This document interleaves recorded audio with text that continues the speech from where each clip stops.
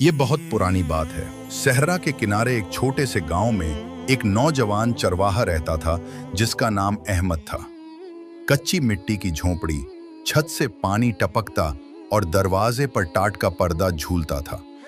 अहमद के पास ना कोई उम्दा लिबास था, ना कोई कीमती सामान, सिर्फ बकरियां, एक लकड़ी की छड़ी और आंखों में एक ख्वाब, अल्लाह का घर देखने का ख्वाब। अहमद जब कभी फज्र की अजान सुनता, आसमान की तरफ देखकर कहता, या अल्लाह, मुझे भी बुला लेना। मैंने बहुत सुना है तेरे घर का, काबा, हजरे अस्वद, तवाफ, सफा मरवा। या रब, बस एक बार बुला ले, एक बार। लेकिन वो जानता था, उस जैसे फकीर को मक्का की सरजमीन तक पहुंचने में बरसों लग सकते हैं। फिर भी वो मायूस न था। वो हर दिन कुछ न कुछ पैसा बचाता, कभी खाने में सिर्फ खुश्क रोटी, कभी बकरी बेचकर सस्ता जानवर खरीदा, कभी नया लिबास आया तो पुराना पहनकर गुजारा किया। और दिन के इख्तिताम पर वो मिट्टी पर सजदा करता और कहता, मैं नहीं जानता मेरा रब मुझे कब बुलाएगा, मगर नियत मैंने कर ली है। गांव में हर साल कुछ लोग मक्का की जियारत को जाते थे।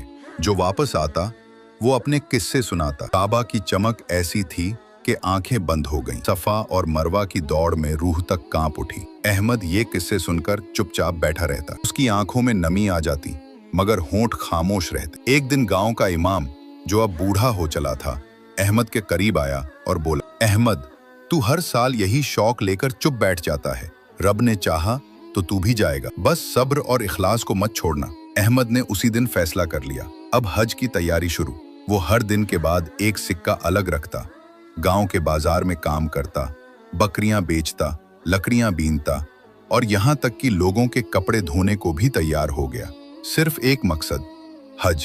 4 साल बीत गए। आखिरकार वो दिन आ ही गया जब उसकी थैली पूरी तरह भर चुकी थी। अहमद ने मस्जिद के इमाम को बुलाया और कहा, इमाम साहब, वो दिन आ गया है, आप दुआ करें, मैं मक्का जा रहा हूँ। इमाम ने आंखें नम करते हुए हाथ उठाए, या अल्लाह, ये तेरा बंदा सच्चा है, फकीर है, मगर नीयत तेरे घर की है, तू इसे अपने मेहमानों में शामिल कर ले। पूरे गांव ने अहमद को रुखसत किया। उसने थैली कंधे पर डाली, छड़ी हाथ में ली और नंगे पांव अपने ख्वाब के सफर पर निकल पड़ा। रास्ते में हवा तेज थी, रेत उड़ रही थी और सूरज आग बरसा रहा था, मगर अहमद के चेहरे पर सुकून था। वो बार बार दिल ही दिल में दरूद शरीफ पढ़ता और अल्लाह के जिक्र में गुम रहता। कुछ मील के फासले पर एक पीपल के पेड़ के नीचे एक बूढ़ा शख्स कराह रहा था। साथ में एक बच्चा था, कमजोर, जर्द चेहरा, कपड़े फटे हुए और आंखों में पानी की जगह खालीपन। अहमद रुक गया। उसने करीब जाकर पूछा, बाबा क्या हुआ? बूढ़ा शख्स बोला, बेटा, हम मुसाफिर हैं, मेरा बेटा बीमार है, दवा नहीं, पानी नहीं, खाने को कुछ नहीं, शायद आखिरी सांसें हैं। अहमद की नजरें उस बच्चे पर जम गईं। फिर वो अपनी थैली की तरफ देखने लगा, वही थैली जिसमें उसके 4 साल की मेहनत थी। हर सिक्का, हर कतरा पसीना, हर दुआ। वो रुका, चंद लम्हे सोचा, फिर थैली खोली और उसमें से सब कुछ निकालकर उस बूढ़े के हाथ में रख दिया। ये लो, दवा लो, पानी खरीदो, कुछ खाओ, बच्चे को बचा लो। बूढ़े की आंखों से आंसू निकल पड़े। बेटा, तू हज के लिए जा रहा था ना, ये तेरा खर्च, ये तेरा ख्वाब। अहमद मुस्कुराकर बोला, काबा बाद में, इंसान पहले। रब के घर का रास्ता उसके बंदों की खिदमत से ही जाता है। उस रात अहमद वापस गांव लौट आया। किसी को कुछ न बताया, बस वजू किया, नमाज पढ़ी और सजदे में गिर गया। या अल्लाह, तू तो नियतों का जानने वाला है, तूने मेरा जज्बा देखा। मैं तेरा मेहमान न बन सका, मगर तेरे बंदे को बचाया। तू जानता है मैंने ये तेरे लिए किया। फिर वो सो गया। उसी रात वो एक ख्वाब में था। रात गहरी हो चुकी थी, पूरा गांव सो रहा था, लेकिन अहमद सजदे में गिरकर रोता रहा। फिर खामोशी से बिस्तर पर लेट गया। चंद लम्हे गुजरे, फिर उसकी आंखें बंद हो गईं। वो एक अजीब पानी मंजर में पहुंच चुका था।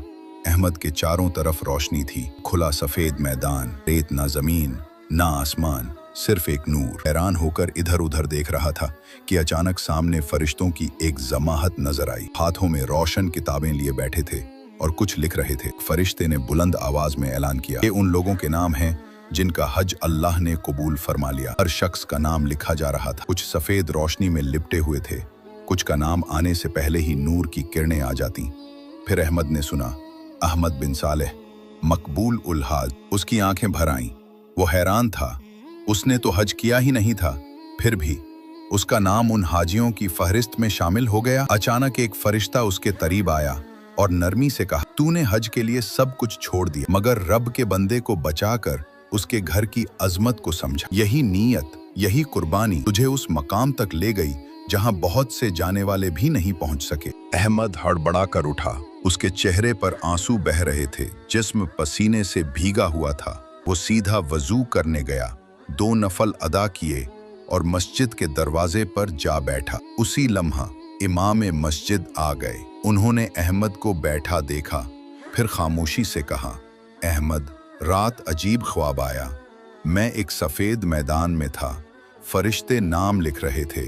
अचानक मैंने तेरा नाम सुना, अहमद बिन सालेह मकबूलुल हाज।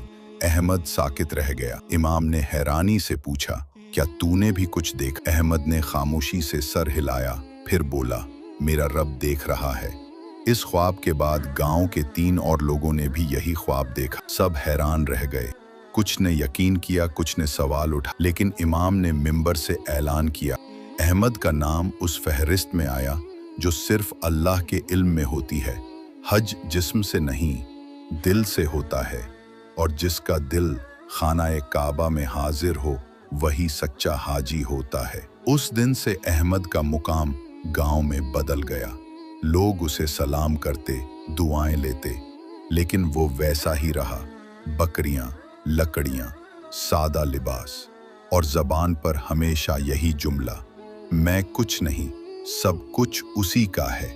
कुछ महीनों बाद अहमद बीमार हो गया। बिस्तर पर लेट गया, चेहरा जर्द, आवाज हल्की, मगर चमक बरकरार। इमाम साहब उसके पास आए। अहमद ने इशारे से छड़ी और थैली की तरफ इशारा किया, ये मस्जिद में रख देना, शायद किसी और फकीर की नीयत भी बेदार हो जाए। इमाम की आंखों से आंसू बह निकले। अहमद, तू वो है जिसे रब ने अपने खराम की खिदमत से कबूल किया।